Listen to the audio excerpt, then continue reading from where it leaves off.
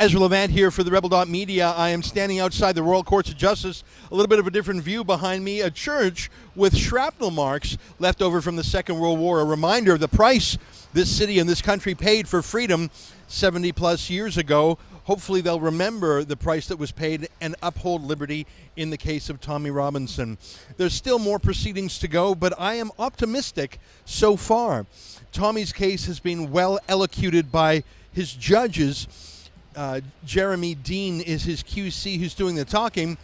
There are actually 4 lawyers on Team Tommy. Against him is a lawyer appointed by the Attorney General in the name of a friend of the court.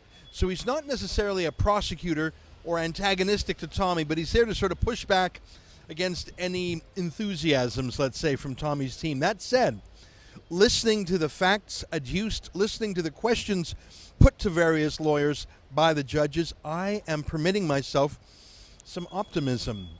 It's very dangerous to be optimistic when it comes to the state's treatment of Tommy Robinson. It's always a stitch up. But I think that you have the absolute top judge of the United Kingdom, the Lord Chief Justice himself, presiding over a panel of 2 other judges with him. I think they're taking this case seriously. I think there's been evidence that the sentence was disproportionate, that rules of criminal procedure were not followed.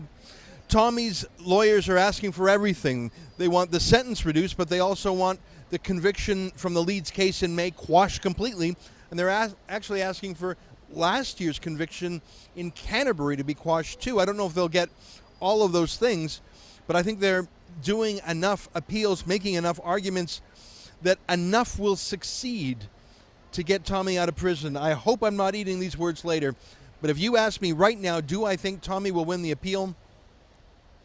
I would say yes, at least enough to get him home.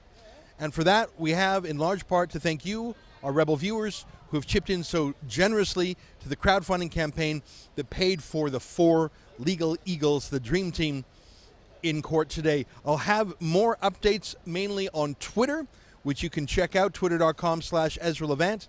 And if there's any more videos today, we'll post them. There's a chance this matter might continue until tomorrow. If it finishes today, the judges could render a decision right away. However, given the complexity here, they may wish to confer and reserve their judgment, issuing it in the days to come. Another possibility is they could verbally give a very brief ruling, such as the conviction in Leeds is quashed, Tommy is freed, and follow up later with a detailed legal ruling.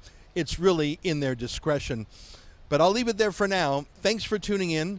To see all our report, go to TommyTrial.com.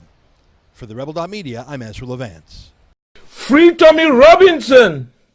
Problem was if the court system and the government and the prisons were playing games with Tommy and not letting him see his lawyers, then it becomes very hard to file that appeal on time in the first place. So there's some very profound questions about whether justice has even remotely been done so far in this case, procedurally. I think you're right. What came clear to me is just how hard Tommy's sentence has been. Solitary confinement, 2 full months.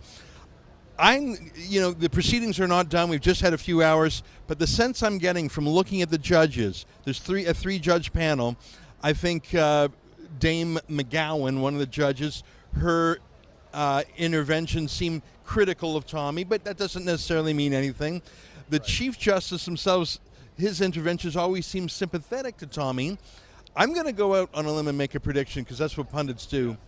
I don't know if they're going to overturn the conviction in Canterbury last year. I doubt they will. They may overturn the conviction in Leeds. But I now believe that even if those 2 things don't happen, they'll let Tommy out having served enough time because it's so clear that he's been abusively handled and his sentence is overly long. That's my hunch if I had to say something at 12 noon here. Yeah, I think that's exactly right. I think the problem with the Canterbury appeal is that it really is clearly very late. Like, it's over a year since that suspended sentence was handed down. So I don't think the judges are going to disturb that. But I think you're right. I think they're going to see the fundamental injustice in the way that Tommy was dealt with at the Leeds Crown Court. And I think they'll either quash that sentence or substantially reduce it. Well, Will, it's nice to meet you finally. I follow you on Twitter, and you're a lawyer from America with an American sensibility of freedom. It's great to have a dose of that here in the UK. Absolutely. Thanks for having me. All right, there you have it. Will Chamberlain, formerly a lawyer with the Competitive Enterprise Institute. I'm Ezra Levant. If you haven't checked out our various websites, we have a few of them. As you know, we're crowdfunding the cost for Tommy's legal appeal. He has 4 lawyers in there, 2 on the solicitor side, 2 on the barrister side. They have a divided bar here in the UK. If you want to help pay those bills, go to SaveTommy.com. If you want to help pay my bills for being here, that's a separate crowdfund at TommyTrial.com. And if you want some free stuff, I got to tell you, you got to download your Tommy ringtone at TommyRingtone.com. It is the funnest thing to have on your cell phone. I'm joking around a little bit, but I think I'm in good spirits. I think Tommy's going to be free. God willing, that'll happen.